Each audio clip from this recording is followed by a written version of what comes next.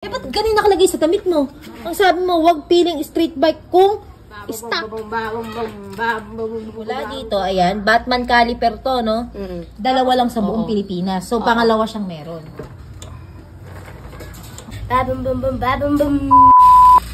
Yuji! Yuji, asan ka? O, ano naman ginagawa mo dyan? Oh! Naka-shades ka pa yan! Naka-shades ka pa? Madami kasi nag-request. Ano yung nire-request nila? I-review ko daw yung detalye ni Elberde, isa-isa. Ah, marami nagre-request na i-review mo yung detalye ni Elberde isa-isa. Tara, i-review natin? O, tara, i-review natin. Tara, let's go. Ipapaliwanag mo yung detalye mismo ni Elberde. O, saan tayo magsisimula? Sa likod. O, sa likod, sige. Okay. Ayan, yan yung brake system niya sa likod. Okay. Yung ginamitan natin ng ito, Batman caliper. Yan, tapos nilagyan natin ng bleeder. Yan, fittings.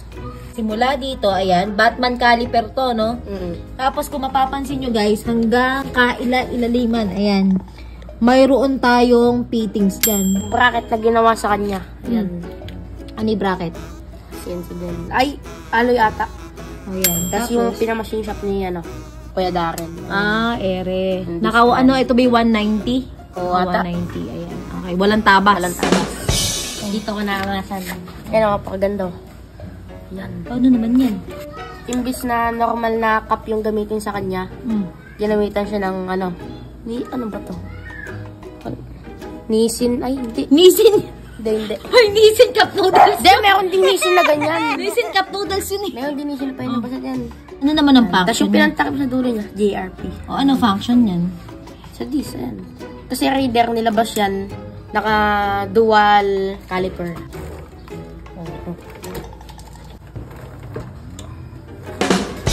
Yun, ganun siya. Ayun.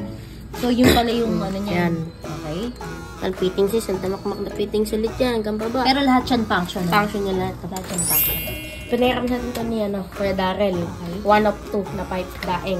Yung tatak niya, hindi siya daeng. Ayan, yung tatak niya. Pero pag tinignan mo ng malapitan dyan sa maliit na yan, daeng saipo. Ah, ito yung sinasabi ni Kuya Darrell na dalawa lang sa buong Pilipinas. So, pangalawa siyang meron.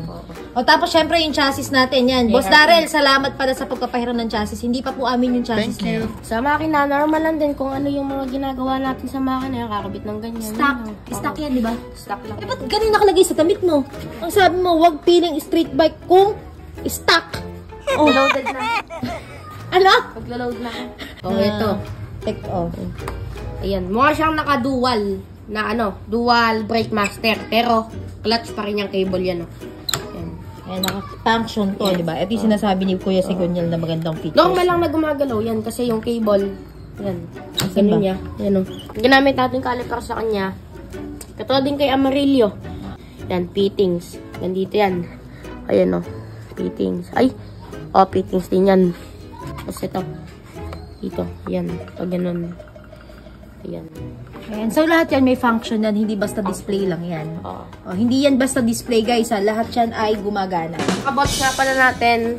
Naka-handmade bolts tayo. Ah, handmade. Ito yung mga pinasadya ni Kuya Darrell na mga bolts. Ayan, handmade. So, lahat yan handmade, Ayan, handmade bolts tayo. So, yun yung mga ni Elberde.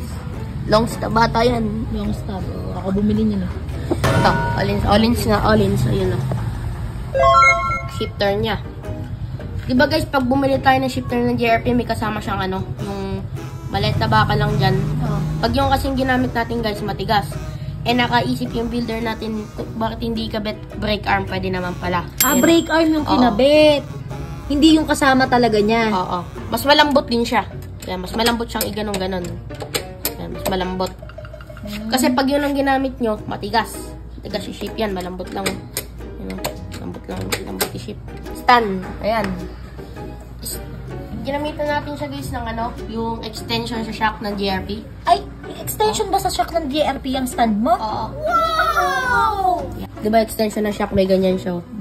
Ang ginawa ng builder natin, kasi yung binigay ni boss na na handlebar, CNC bolts din nata yun. So, pinalitan na din ng builder natin. Yan.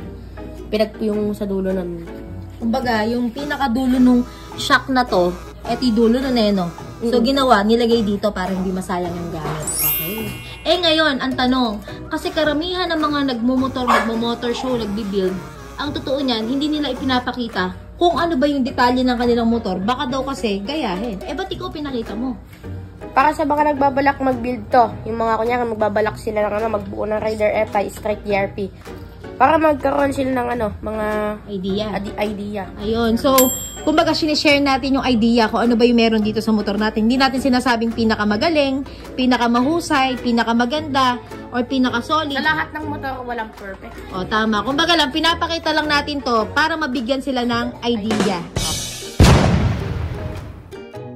At dahil nakamit na nga ni Yuji yung pinaka-aasam-asam niyang malaking trophy, sa mga susunod na lapag nga, di-display na lang kami sa mga motor show. At ang gusto nga namin ay maging inspirasyon nyo talaga si Amarillo at Silverde sa pagbuo ng straight JRP. Dahil nga ang totoong layunin namin ni Yuji ay hindi nga makipagkumpetensya, kundi nga maging inspirasyon para sa inyo.